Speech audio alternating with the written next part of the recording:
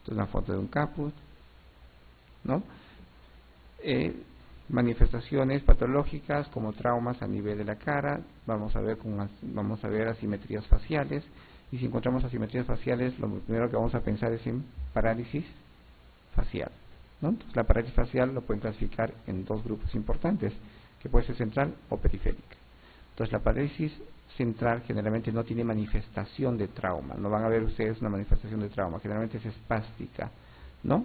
Y generalmente compromete el tercio inferior de la cara. No hay compromiso de la frente y tampoco hay compromiso del párpado. Van a ver ustedes ausencia del pliegue naso-oral, ¿ya? En la parálisis periférica ustedes pueden encontrar la manifestación de la lesión de un trauma a nivel de la cara, de la parte lateral de la cara, y la manifestación generalmente es una parálisis flácida. El compromiso es de toda la hemicara, ¿ya? Compromete la frente, el párpado y la parte inferior de la cara. Entonces, con todo eso, viendo la foto, ¿qué tipo de parálisis es? ¿Central o periférica? Para recordar, central es una parálisis espástica. No hay manifestación de la lesión y compromete el tercio inferior, ¿ya? Está indemne la frente y también el párpado. Cuando ustedes tienen parálisis del párpado, ¿cómo se manifiesta? ¿Con los ojos abiertos o los ojos cerrados? A ver, para empezar, la parálisis en el lado derecho o izquierdo del bebé.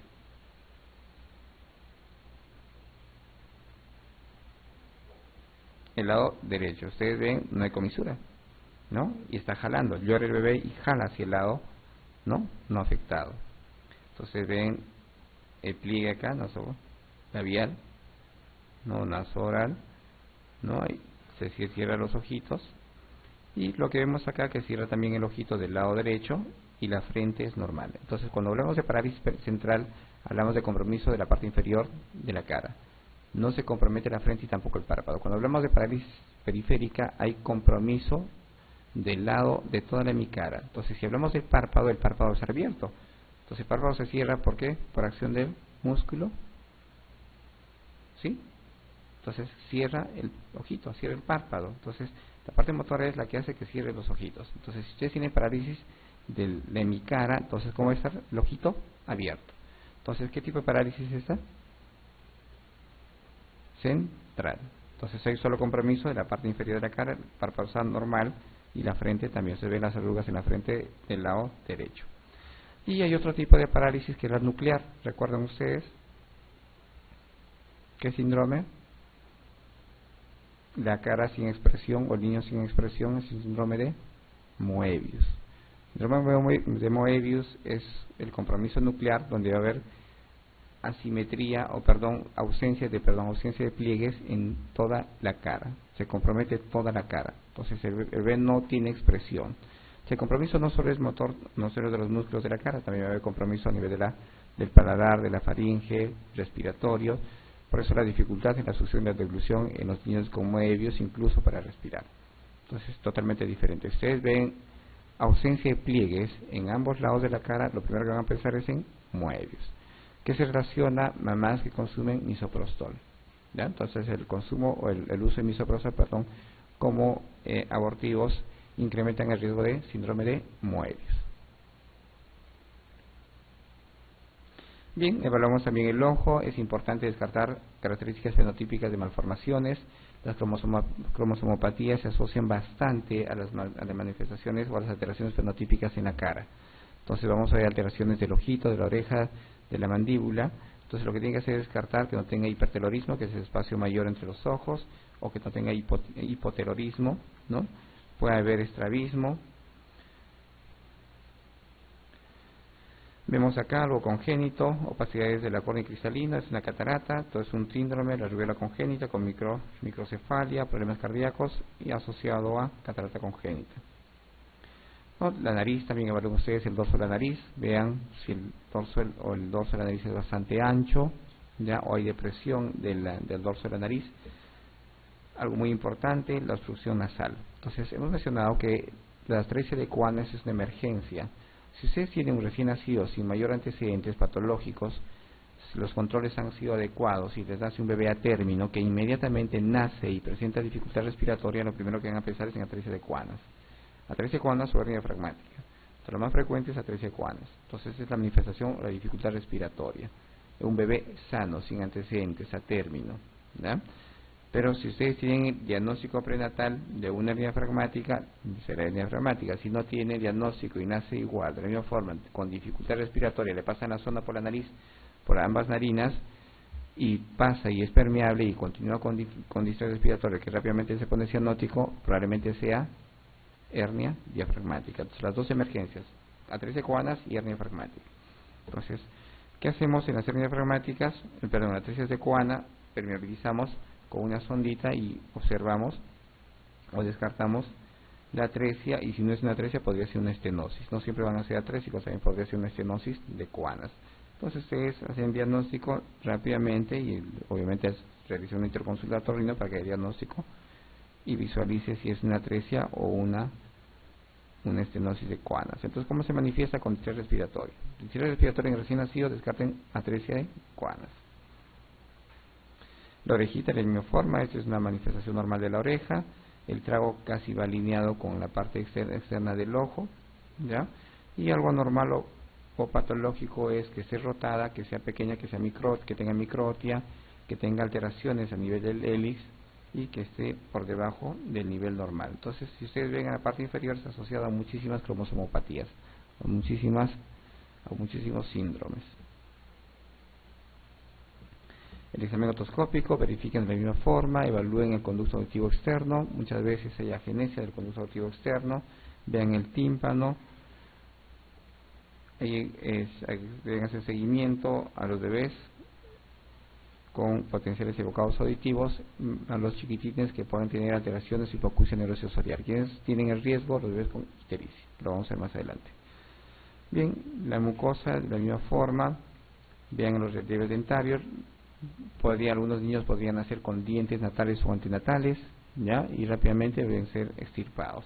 El riesgo es de que puedan producir broncoaspiración, ¿ya? Entonces, niños o neonatos que nacen con dientecitos, manden al oftalmólogo para que les retiren.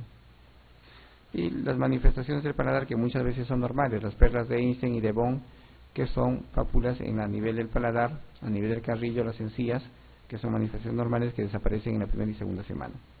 Estas son las perlas de Einstein, pueden estar localizadas acá a nivel de la encía, en el paladar, es indistinta la localización, y el muget oral, que es algo patológico, la presencia de hongos. Tratamiento, pueden utilizar nistatina por vía oral, un cc cada 6 horas, ¿ya? Por 4 o 5 días. El tamaño de la lengua, que también es importante, la macroglosia es la manifestación de las cromosomopatías, también de hemangiomas, linfomas, el síndrome de Down.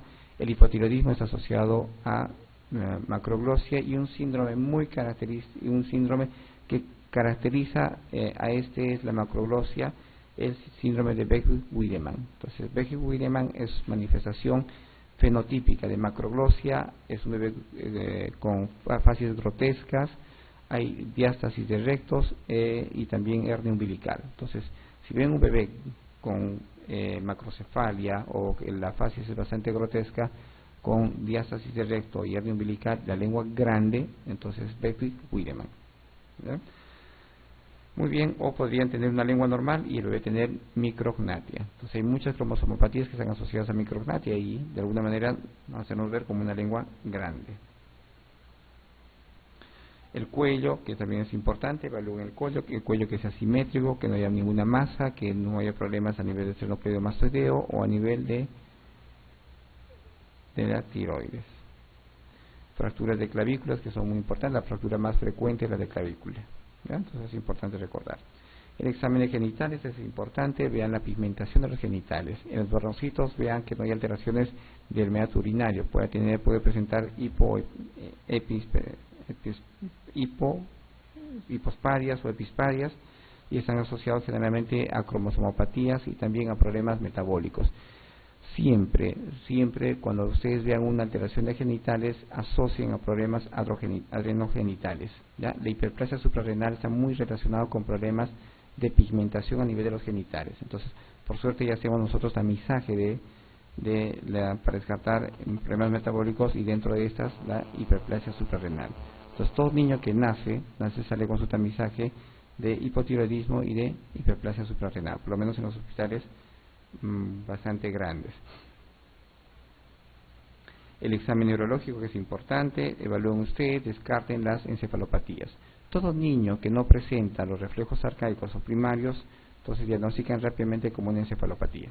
Entonces, la manifestación, ustedes ya saben, el reflejo palmar, reflejo plantar, el reflejo de Moro.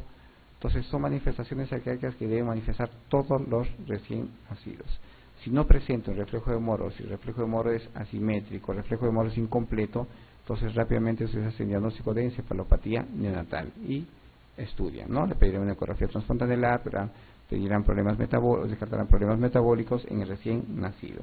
Entonces, reflejo de succión, reflejo de búsqueda, la prensión palmar y plantar, ¿no? El reflejo de Moro en sus diferentes formas, la marcha automática, que son evaluaciones que ustedes deben hacer inmediatamente al nacimiento. La evaluación de caderas, la luxación congénita de cadera es más frecuente en el sexo femenino, y la presentación podálica. Ojo, y recuerden bien, el que tenga los pliegues asimétricos o que una piernita sea más grande que la otra no hace diagnóstico de luxación congénita de cadera. Recuerden siempre, la mitad de su cuerpo es diferente al otro lado. Somos totalmente asimétricos, ¿ya? La asimetría denota perfección y es bien difícil que ustedes encuentren una persona, un niño o una niña que sea simétrico, ¿ya? Entonces, el que tenga un piecito más grande que el otro es algo normal y no hace diagnóstico de luxación congénita de cadera. Entonces, pero sí, la maniobra de Ortolani de alguna manera orienta el diagnóstico, y para eso ustedes hacen un screening para descartar luxación congénita. Entonces solicitan una ecografía entre el primer, segundo y tercer mes, ecografía de cadera. Bien, ¿preguntas? Entonces, ¿cuáles son los objetivos? En la evaluación inmediata, verificar la recuperación frente al estrés del parto, capacidad de adaptación a la vida extrauterina, identificar anomalías graves y malformaciones, evaluar la edad gestacional, que eso es importante. Y el segundo examen lo hacen a las 2, a las 4 horas y durante su estancia en el servicio. Entonces, es una tablita para que recuerden ustedes lo que es el VALAR, la evaluación neurológica y somática del recién nacido. Utilizamos bastante el VALAR para los prematuros y determinar la edad gestacional o la maduración. Otra forma de determinar la maduración o la edad gestacional es con una ecografía y viendo las ecografías y las circunvoluciones que nos orientan más o menos y nos dan la edad gestacional. Entonces, la primera pregunta. ¿Preguntas? Bien. El examen inmediato de recién nacido tiene por objetivo los siguientes, excepto valorar la recuperación del neonato frente al estrés que significa el parto, identificar posibles malformaciones que requieren atención inmediata, evaluar la edad gestacional, valorar el grado de adaptación del neonato a su entorno. Yo creo que ninguno es excepto acá. ¿Respuesta? Entonces, en el examen inmediato vemos todos, ¿no? Yo creo que hay un error de excepto. ¿Ya? Todos evaluamos en la atención inmediata. ¿Cuál de los siguientes hallazgos constituye un elemento patológico en un recién nacido a término? Pelas de Einstein en el paladar, mancha mongólica, exantema toxalérgico, frecuencia respiratoria de 50, frecuencia cardíaca de 80 latidos por minuto.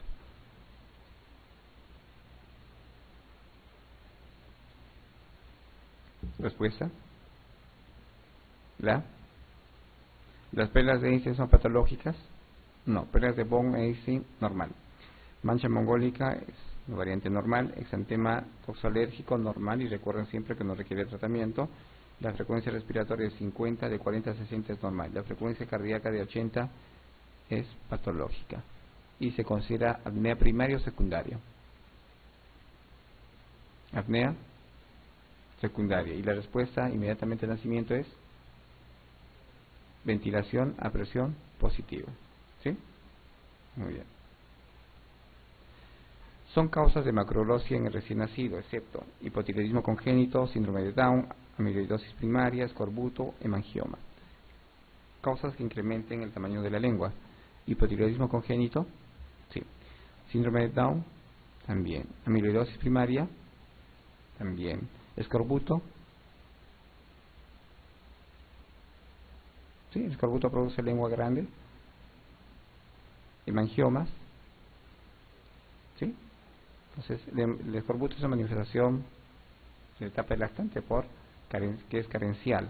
Entonces, ¿ustedes tendrán lengua grande por escorbuto? No.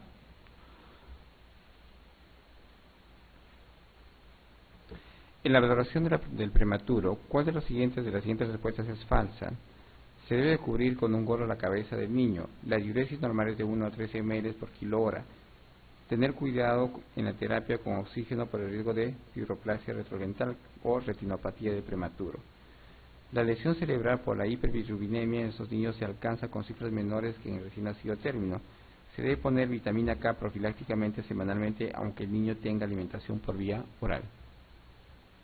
La valoración del prematuro. En la valoración del prematuro, ¿cuál de las siguientes respuestas es falsa? ¿Se debe cubrir con un gorrito la cabeza? Entonces hemos mencionado que la temperatura es importante. La hipotermia es muy frecuente. Cuanto más pequeñito, mayor riesgo de hipotermia.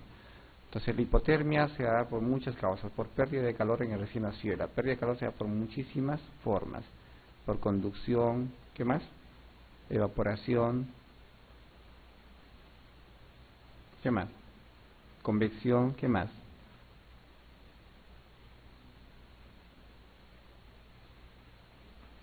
Radiación, ¿no? Entonces, rápidamente el bebé pierde. ¿Por qué pierde calor? Cuanto más superficie expuesta tenga, más calor pierde.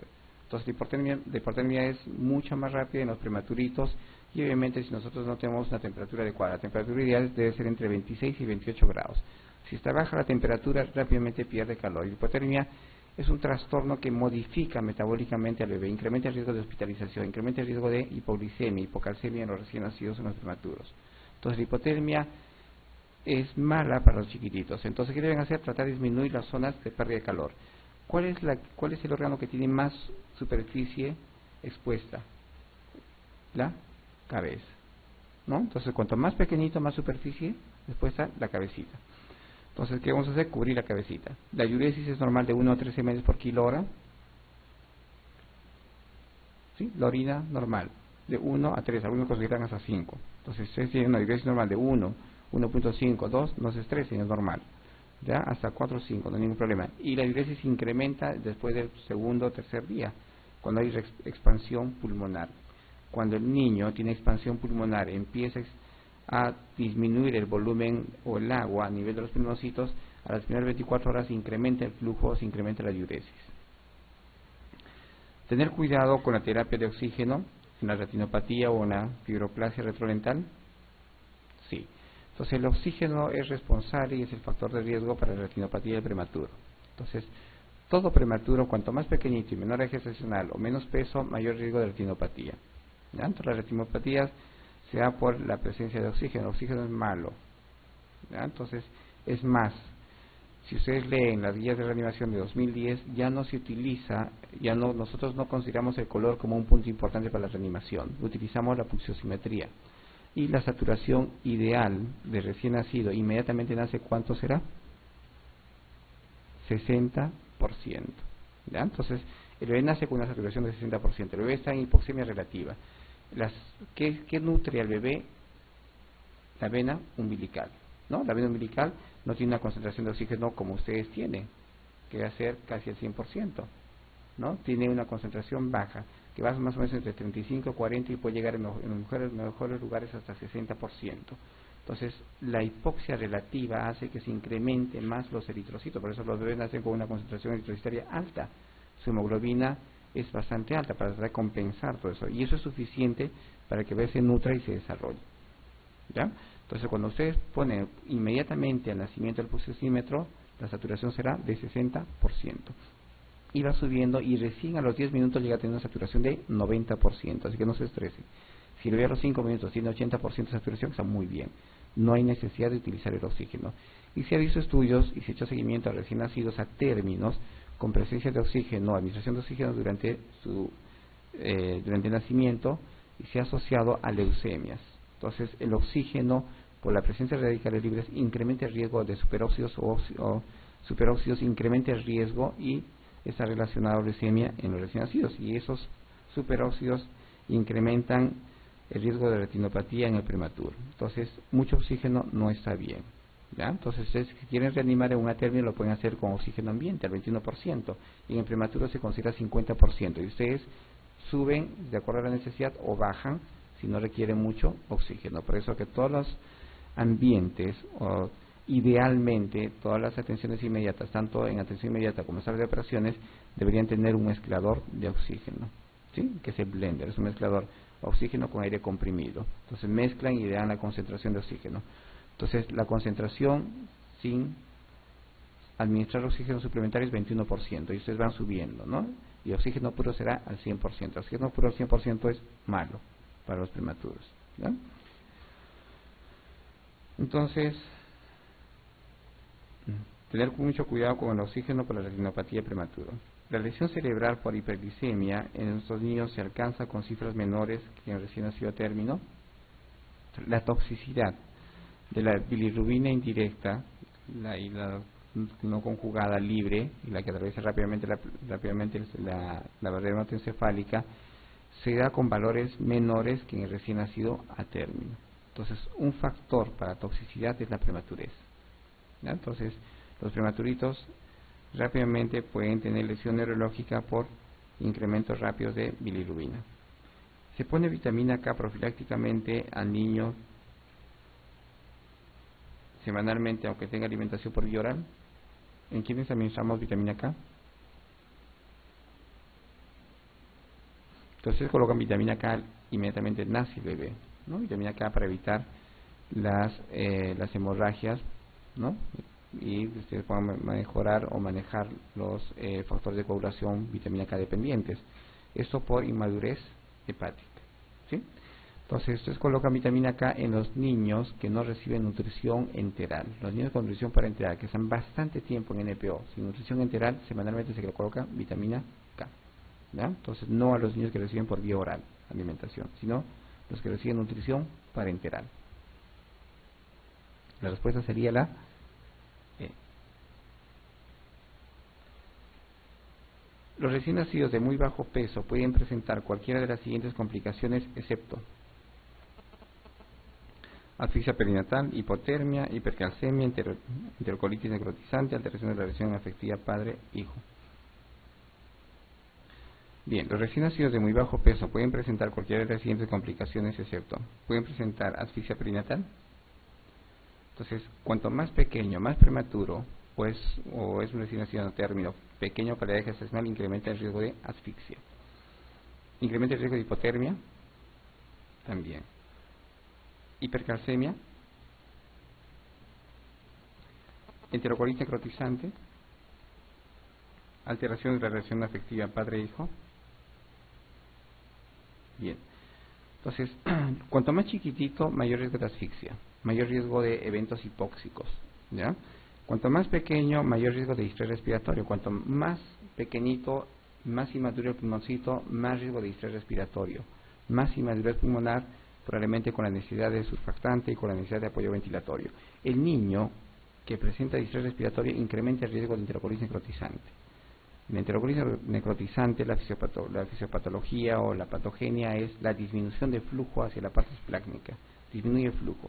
Entonces, todo niño que tiene dificultad respiratoria disminuye el flujo hacia las zonas no nobles, que es el riñón, la parte esplácnica, la piel. Entonces, más pequeñito, mayor riesgo de enterocolitis necrotizante. Alteración de la relación afectiva padre-hijo también. Cuanto más pequeño, mayor hospitalización, mayor estancia hospitalaria, mayor tiempo fuera o no es sin apego de papá o de mamá. Entonces, es por eso que la tendencia ahora de las unidades o los cuidados intensivos es tener a la mamá al costado en su camilla y tener la incubadora al costado. Entonces, eso se está viendo. Tiene mucho que ver con la recuperación del prematuro. Hipercalcemia, no. Lo que tiene prematuro va a ser hipocalcemia, no hipercalcemia. ¿Cuál no es un parámetro de la maduración neuromuscular en el 3 de Valar? La postura, caída de la cabeza, signo de la bufanda, ventana cuadrada, talón, oreja. Entonces, si recuerdan ustedes el cuadro, hemos visto una tablita de Valar donde vemos la maduración muscular, evaluamos, la parte somática y también la evaluación neurológica. Entonces, vemos la postura, evaluamos la postura, vemos la ventana cuadrada, que es angulación. Cuanto más maduro, entonces ustedes van a poder angular. más prematurito se queda ahí, ¿no? Entonces, ángulo del codo, el ángulo popliteo, signo de la bufanda y talón oreja.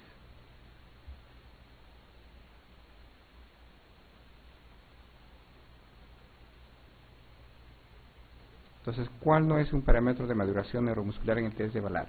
La postura, la caída de la cabeza, signo de la bufanda, ventana cuadrada, talón oreja.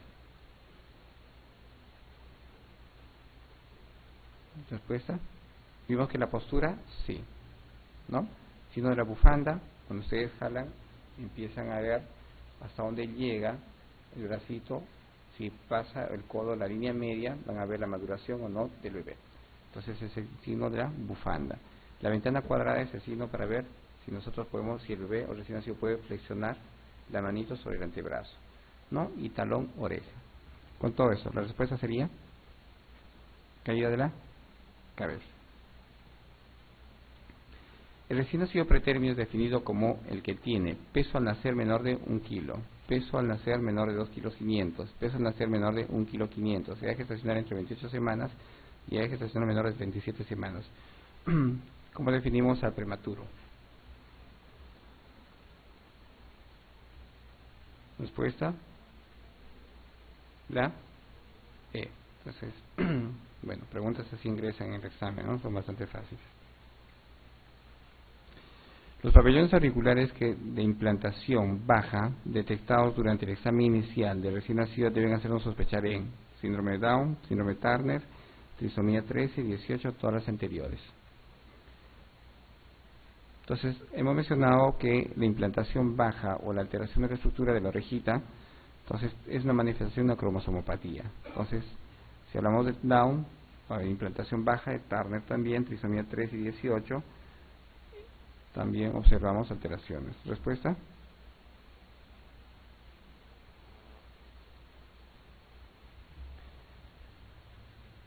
En un lactante con antecedentes de prematuridad y dificultad respiratoria, la aparición de un reflejo blanco en la pupila debe hacernos pensar ante todo en encefalopatía, hemorragia retiniana, atrofia óptica, glaucoma, fibroplasia retroventricular. Entonces, si hablamos de lactante con antecedentes de prematuridad y dificultad respiratoria, ¿en qué vamos a pensar? Entonces, hemos mencionado, prematuro, cuanto más chiquitito, mayor dificultad respiratoria, mayor necesidad de oxígeno, mayor necesidad de apoyo ventilatorio. ¿Y qué hace el oxígeno? Produce, la principal complicación del oxígeno es la retinopatía del prematuro. Entonces, si tenemos una retinopatía prematuro y es una retinopatía grado 4, casi 5, entonces lo que van a ver es un reflejo blanco, la retina está blanca. Entonces, esto es una retinopatía de prematuro, ¿no? Si quieren lo conocen como fibroplasia retroventricular.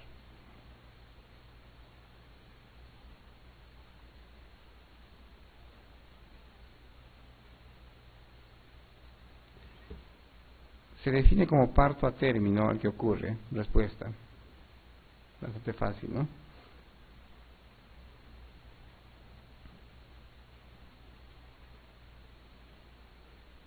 Respuesta.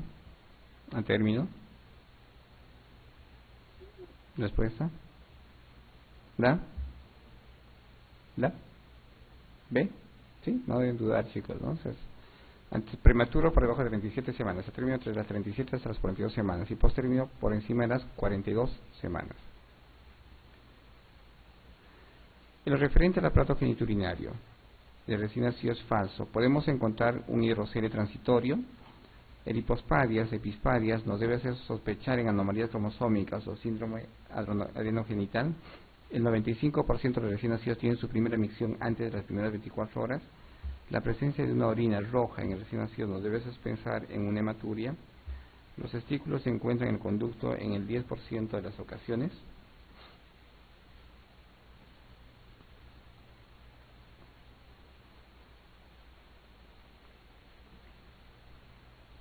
Bien, el hidrocele es una manifestación propia de los varoncitos.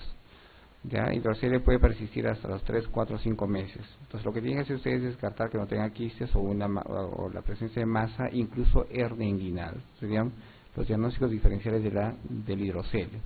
Entonces lo que hacen ustedes es palpar que solo sea acumulación de líquida, pueden ustedes incidir luz para ver si es translúcida, y si ustedes están dudando demasiado soliciten una ecografía de testículos. Entonces descarten que no tengan ninguna masa o quistes o la presencia de una hernia inguinal.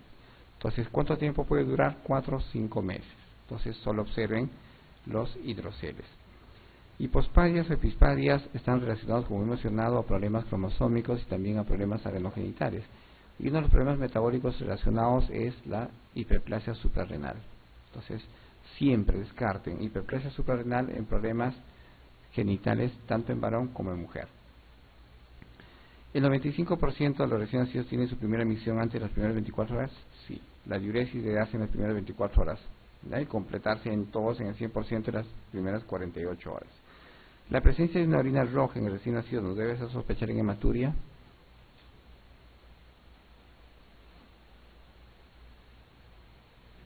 ¿Sí? ¿Es frecuente la hematuria?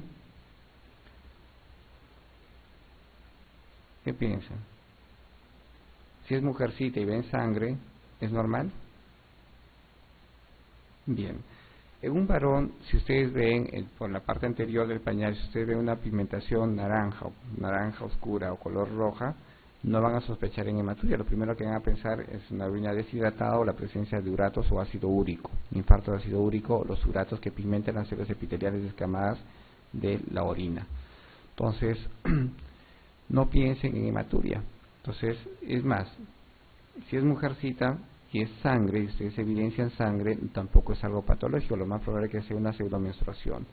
Las hormonas maternas pasan al bebé, tanto varón o mujer, y tiene manifestaciones propias de un adolescente. ¿Qué tiene el adolescente? Cambios hormonales. El adolescente va a tener cambios en la piel, va a tener acné, va a tener problemas de placas, de sequedad de la piel, y cambios obviamente a nivel de los genitales, incremento del botón mamario y también la menstruación. Todo eso es normal en la mujercita. El varón también puede tener incremento del botón mamario, que es algo normal. Entonces, si ustedes ven telarquía neonatal, que es la presencia del botón mamario en el varón o la mujer, eso es normal. El sangrado también, ¿ya? Pero la presencia de una coloración roja en el varoncito o en la mujercita en la parte anterior del pañal no es sangre, no es hematuria, son uratos que están pigmentando las células epiteliales que han sido descamadas o la misma orina que se está pigmentando, ¿ya? No es hematuria. ¿Los testículos se encuentran en el conducto en el 10% de las ocasiones? Sí. Casi el 90% o 80 o 90% de los recién nacidos tienen los testículos en las bolsas escrotales y otro porcentaje están en los canales, no descienden. Descienden generalmente o deben descender generalmente hasta los 6 meses. Si los 6 meses todavía no ha descendido, se hagan seguimiento para determinar que no tenga criptorquidia o tenga testículos no descendidos en ascensor. La respuesta,